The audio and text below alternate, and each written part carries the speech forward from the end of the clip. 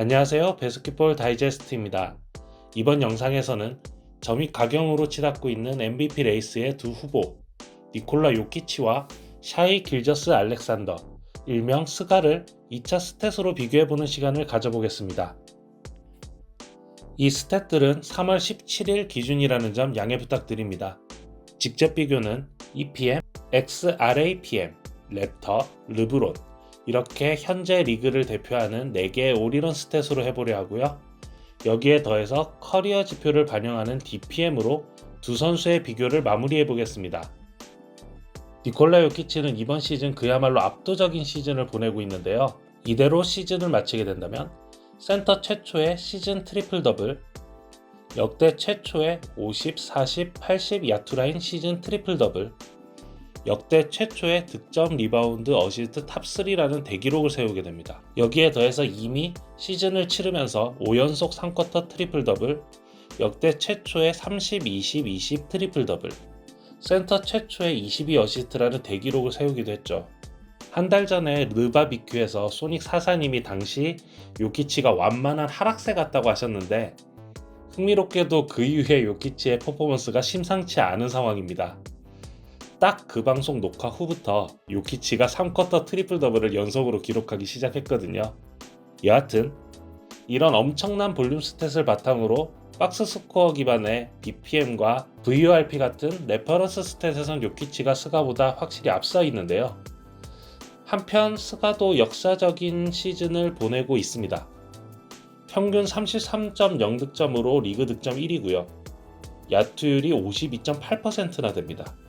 가드인데 말이죠. 공홈 기준 넷 레이팅이 무려 플러스 16.7로 압도적인 리그 1위고요. 팀을 서부 1위, 리그 2위로 이끌고 있습니다. 이 넷 레이팅이 대단한 게 넷 레이팅에서 엄청난 퍼포먼스를 항상 보여주는 요키치보다도 무려 플러스 6.8이나 앞서 있습니다.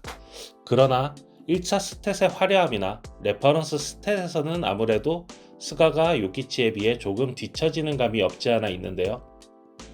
2차 스탯, 그러니까 올인원 스탯을 보면 얘기가 조금 달라집니다. 먼저 오늘 다룰 4개의 올인원 스탯에 대해서는 간략히만 언급드리겠습니다. 이 스탯들에 대한 자세한 내용이 궁금하시다면 추후 제가 2차 스탯 특강을 준비 중이니 이것을 기대해 주시면 감사하겠습니다. 대부분의 올인원 스탯들은 RAPM이라고 하죠. 온오프 마진에 같이 뛰는 선수의 수준과 상대팀 난이도를 반영한 마진 스탯인 이 RAPM을 반영해서 산출됩니다. RAPM을 자신들의 목적에 맞게 가공하고 추가 지표와 가중치를 반영해서 만든 것이 각각의 올인원 스탯인데요. 예를 들어 르브론은 운을 통한 조정을 반영했고 랩터는 트래킹 스탯을 반영했으며 XRAPM은 프라이어 스탯을 반영해서 예측 기반의 올인원 스탯으로 만들었습니다. 또한 EPM은 일정 난이도와 로스터 연속성을 반영해서 현재 올인원 스탯 중에서 가장 뛰어난 신뢰성을 보인다고 평가받고 있어요. 그런데 흥미롭게도 이 4개의 올인원 스탯 중 무려 3개에서 스가가 요키치보다 우위에 있습니다. 특히 현재 퍼포먼스에 집중하는 스탯인 르브론, 랩터, EPM에서 스가가 모두 1위로 요키치보다 우위에 있고요. 반면에 예측 기반의 스탯인 XRAPM만 요키치가 1위에 오르면서 스가를 앞서고 있는 상황이에요. 미래 예측 기반의 스탯이라고 하면 이 중에서 최고로 꼽는 것이 DPM인데요. 이 DPM도 양상이 비슷합니다. 종합해보면 현재 퍼포먼스를 강하게 반영한 올인원 스탯 3개는 스가가 앞서고 있고 미래 예측 기반의 스탯 2개는 요키치가 앞서고 있다는 겁니다. 여기에서 재밌는 지표가 하나 더 있는데요. 바로 DPM 임프루브먼트라는 항목입니다.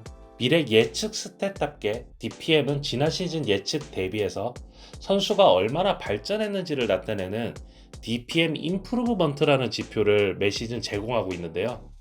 요키치는 이 수치가 이번 시즌 마이너스 0.7인 반면에 스가는 이번 시즌 플러스 1.4입니다. 스가의 임팩트가 이번 시즌 굉장히 크게 느껴지는 것이 이런 지표상으로 나타난다고 볼 수 있고요. EPM에서도 비슷한 양상이 관찰되는데요. 이번 시즌부터 EPM도 지난 시즌으로 유추하는 기대값인 익스펙티드라는 항목을 제공하고 있어요. 여기에 실제 시즌 수치인 액추얼을 동시에 제공하고 있는 건데요. 시즌 시작 시점에 이 익스펙티드에서 요키치가 플러스 8.3으로 1위였습니다. 그럼 스가는 몇이었냐? 플러스 5.9로 4위에 불과했어요. 그런데 요키치는 이 수치 대비 액추얼이 현 시점에 마이너스 0.3 하락했고요. 스가는 무려 플러스 3.0이나 상승했습니다. 스가가 이번 시즌 얼마나 큰 임팩트를 보여주고 있는지가 이 DPM 임프루트먼트와 EPM의 익스펙티드 대비 액추얼 지표에서도 명확히 드러난다는 것을 알 수 있는 거죠. 다이제스트 투표에서도 3일 동안 49% 대 49% 동률을 기록하다가 마지막에 스가가 3% 소폭 앞섰을 정도로 두 선수의 경쟁이 점입 가경으로 치닫고 있는데요. 사실 이 레이스는 화려한 볼륨 스탯의 에이스 대 컨퍼런스 1위 팀 에이스의 맞대결이라는 점에서 18-19 시즌 쿤보와 하든의 MVP 레이스를 떠올리게 합니다.